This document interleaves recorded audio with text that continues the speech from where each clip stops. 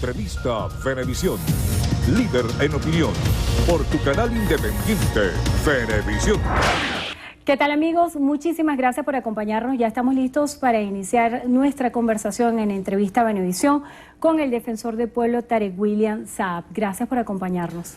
Gracias a ustedes por la invitación y bueno, buenos días, buenas tardes a todos los televidentes. Es muy importante su presencia, sobre todo cuando hay incertidumbre, y hubo muchísima información que se coló a través de las redes sociales acerca de lo que ocurrió el fin de semana en el estado Bolívar. Ya el gobernador de la entidad hacía un pronunciamiento en el cual desconocía que hubiera tal cantidad de muertos en las minas. Se está hablando de una presunta masacre de 28 mineros en la mina Atenas, y hay muchísimas claves que deberíamos analizar para entender cuál va a ser la labor que va a hacer la Defensoría del Pueblo al sumarse a este operativo. Ya se había anunciado oficialmente que 2 fiscales del Ministerio Público estarían tratando de esclarecer este hecho, además de los cuerpos de seguridad del Estado. Pero ¿cuál va a ser el rol que va a tener en este caso el Defensor del Pueblo?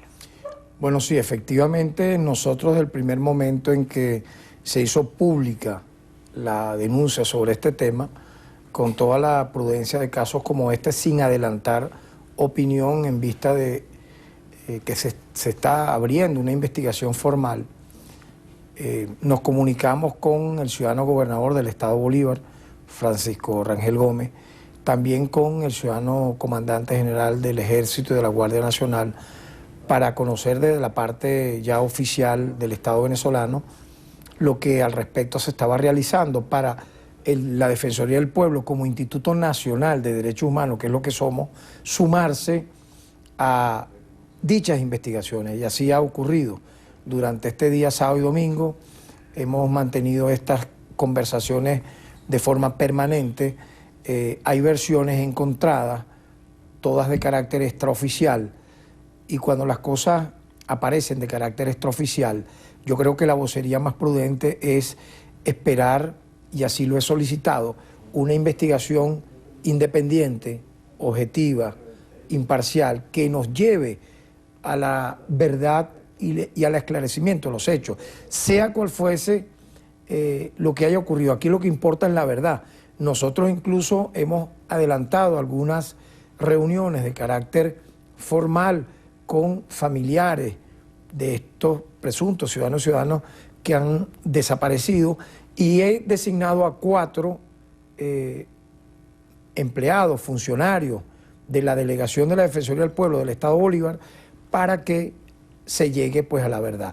Yo tengo una clara convicción que el Estado venezolano va a investigar como debe ser, y la opinión pública, cuando haya una, vamos a decir, conclusión de dichas investigaciones, estará totalmente conteste de lo que allí ocurrió. Yo, en casos como este, he dicho siempre que más allá de lo que se diga o no se diga, lo que importa es que salga a la luz pública la verdad de las cosas, la verdad de los hechos. La información que pudiera adelantarte adicional a lo dicho es que hay una comisión mixta donde participan los componentes de la Fuerza Armada Nacional Bolivariana, rastreando los lugares, incluso acompañados por algunos de los familiares que han aportado datos al respecto. Significa que hay una actuación del Estado. O sea, el Estado no se ha mantenido al margen, y yo estoy seguro que tampoco va a darle un sesgo o un manto de ocultamiento a lo que presuntamente allí ha ocurrido. Y ese es mi llamado que hago de forma clara como defensor del pueblo. Cuando usted hace ese señalamiento de ocultamiento, precisamente quien ha ejercido una vocería muy activa en este caso es el diputado Américo de Gracia, y él decía que al gobierno no le importaban estos muertos. Y en este sentido se había hecho a nivel de redes sociales una extrapolación de lo que sucedió en esta mina Atenas en el estado Bolívar al caso de Ayotzinapa, que pudieran ser unos desaparecidos más. ¿Cómo se está tratando para abordar con los familiares? ¿Cuánto tiempo debería transcurrir para comprender más claves de todo este hecho que asocia varias aristas, como la minería ilegal, lo que está sucediendo en la frontera y las prácticas de operación que pudieran tener bandas armadas en distintas zonas de nuestro país con total impunidad? ¿Desde ¿desde qué perspectiva se va a abordar este caso para ofrecer una respuesta oficial? Mira, yo creo que lo más importante en un momento como este es tener respeto por quienes están denunciando, por los familiares de los presuntos desaparecidos y desaparecidas, y no contaminar con ningún tipo de declaración al margen de lo que tiene que ser la seguridad, el orden público, la policía científica que está allí, todo lo que implica el sistema de justicia venezolano actuando en el terreno, porque cualquier miembro también de la comunidad o sector de la sociedad venezolana pudiera pensar que ante un hecho como este se pudiera estar buscando sacar ventaja política. Y yo creo que el pueblo de Venezuela está cansado que ante circunstancias como la que pudieran ocurrir, incluso supongamos de ser cierto lo que denuncian los familiares, ante un hecho que pudiéramos decir dramático, pudiera algún factor, sea político o de cualquier signo, buscar cabalgar encima de ello para tomar alguna ventaja electoral. Yo creo que eso lo rechazaría la comunidad también. Cuando tú conversas y ves, y en el caso nuestro hemos estado en México recientemente, en el mes de octubre, y conoces de cerca todo lo que ocurrió con los 48 estudiantes que fueron desaparecidos y por todo lo que allí se ha investigado, asesinados por el Estado mexicano a través de participación directa. Imagínate tú qué comparación tan abismal, de gobernadores y hasta alcaldes y policías estatales y municipales. Es decir, hubo un hecho claramente y directamente donde se involucró al Estado mexicano y pasado meses y meses de ello, más bien allí, y lo puede decir uno también como activista de derechos humanos, ha habido simple y llanamente un alargamiento de las investigaciones sin una conclusión por parte del Estado mexicano. Apenas esto ha sido denunciado el pasado fin de semana. ¿Hay denuncias formales y de cuántos desaparecidos estaríamos tratando? Sí, hay una denuncia formal y por eso te digo que los componentes de la Fuerza Armada Nacional Bolivariana, tanto la Defensoría del Pueblo, el Ministerio Público, las policías científicas están investigando apenas esto se hizo público. Yo siento que están transcurriendo las horas y hay una respuesta del Estado y lo que tenemos que buscar, más allá, repito, de hacer este tipo de comparaciones, según mi criterio, totalmente indebidas, que lleguemos a la verdad. Sea cual fuera, la verdad siempre va a ser transparente y lo merece, obviamente, quienes estamos en cargos institucionales como esto y la propia comunidad nacional. Cambiando de tema y hablando de su responsabilidad por velar por los derechos humanos en nuestro país, el día viernes la noticia de la prórroga por un año del decreto de emergencia sobre Venezuela que dictaba el presidente Barack Obama, asegurando de que se seguían violando de manera reiterada los derechos humanos por parte del gobierno nacional. ¿Cómo hace usted la valoración en este sentido? Daba recientemente declaraciones de que esto pudiera ser una alerta para una ocupación y una invasión militar. Esto es muy grave. Mira, en primer lugar, los Estados Unidos no tienen una jurisdicción internacional por encima de Naciones Unidas, por encima de los organismos multilaterales a los cuales pertenece Venezuela, para estar dictando órdenes ejecutivas y calificar de amenaza a ningún país. No solamente Venezuela, ningún otro. En el caso histórico, y es grave esto, fíjate, ellos han hecho 8 órdenes ejecutivas similares a la que lanzaron contra nuestro país, con la gravedad que aquí se le está dando una prórroga de un año más, extensiva hasta el año 2017. Y en las anteriores 7 órdenes ejecutivas fue el prólogo a una invasión militar, fue el prólogo a una ocupación militar. Fue la partida de nacimiento para una especie de tierra arrasada con exterminio de niños, niñas, adolescentes. Te puedo hablar de 3 países, Pakistán, Irak, Libia. Eso es lo que queremos nosotros para nuestros hijos, para nuestros familiares, para los venezolanos, para las venezolanas. Yo creo que la alerta que hace el defensor del pueblo es la que puede hacer cualquier ciudadano común.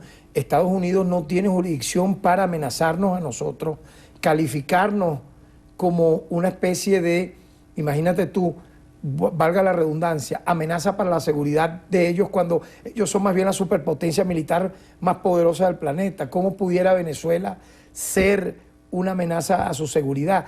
Y si nos vamos al tema de derechos humanos, Venezuela tiene internamente instituciones, un movimiento también nacional de derechos humanos que de forma interna dirime sus diferencias, y quienes van a organismos internacionales o multilaterales, el Estado enfrenta dichas denuncias y puede tramitarlas y buscar resolverlas por la vía pacífica, por la vía del diálogo, por la vía del debate de las ideas, que es lo que yo siempre he propuesto. Soy una persona que busca tender puentes, dialogante, sentar a las partes para conversar en asuntos, imagínate, del día a día. ¿Cómo será entonces algo como esto tan, para mí, exagerado? Sinceramente, Venezuela tiene que aquí apelar a su unidad nacional. Si hemos podido nosotros, por ejemplo, rechazar circunstancias donde se ven afectadas la paz, por más, digamos, para algunos pequeñas que puedan ser. Por ejemplo, yo he condenado la agresión a un parlamentario perteneciente al factor de la MUD la semana pasada y a una concejal también en Puerto La Cruz, municipio de Sotillo, y he dicho que las responsabilidades de dichas acciones recaen de manera individual y personal en quienes cometieron esas acciones.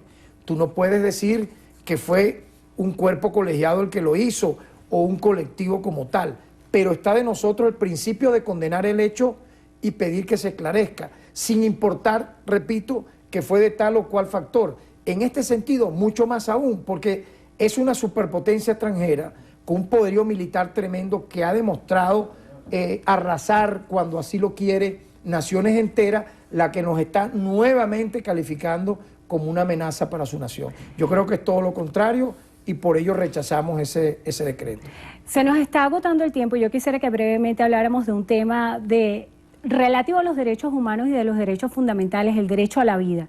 ¿Qué se está haciendo desde la Defensoría del Pueblo para atender la crisis en materia de salud y la falta de medicamentos de pacientes con enfermedades crónicas y de pacientes también con enfermedades terminales que de alguna forma no encuentran los medicamentos? ¿Cómo está activándose la Defensoría en ese sentido? Yo creo que una de las cosas más importantes que la gestión de nuestra institución realizó en el 2015 y sigue haciendo son las mesas técnicas de trabajo donde, escuchando a ambas partes, en este caso, fíjate, hemos hecho mesas técnicas con organizaciones que representan a pacientes renales, a pacientes VIH.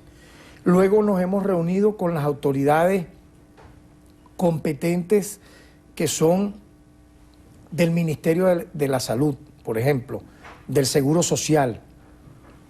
Hemos propuesto recomendaciones claras por escrito para abordar temas como estos que para nosotros son prioritarios, como ocurrió, por ejemplo, con el caso también del abastecimiento alimentario para los lugares donde están niños, niñas y adolescentes, bajo custodia y cuidado del Estado venezolano.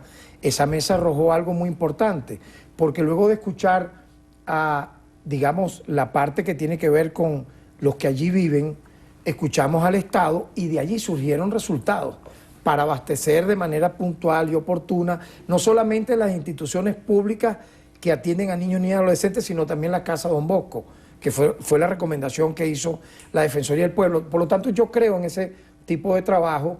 Fueron 57.000 acciones defensoriales realizadas, casi 60.000 durante el año pasado. Eso implicó 56% más que las del 2014. Aumentó en un 40% el número, Enderina, de peticionarios que fueron a la Defensoría en relación al 2014. Yo creo que eso se traduce en confianza, en seguridad, de que nosotros siempre vamos a atender a cualquier venezolano, a cualquier venezolana, independientemente sea ese su signo político. Y no podía dejar de terminar este programa sin darle públicamente nuevamente mis condolencias a los familiares del gran poeta nacional, universal, Ramón Palomares. Estuvimos el día sábado y domingo acompañando sus a su viuda, a sus hijos en Mérida, un poeta querido. Su obra debe ser divulgada nuevamente, reeditada como poeta, yo diría, de la patria. Ramón Palomares, descanse en paz. Se nos agotó el tiempo, quedaron muchos temas pendientes, eso va a ser una excusa perfecta para tenerlo pronto aquí en Entrevista Benedición. Le damos las gracias a Tarek William Saab, defensor de pueblo, por haber estado con nosotros en Entrevista Benedición. Y gracias a ustedes también por habernos acompañado. Que tengan todos feliz tarde.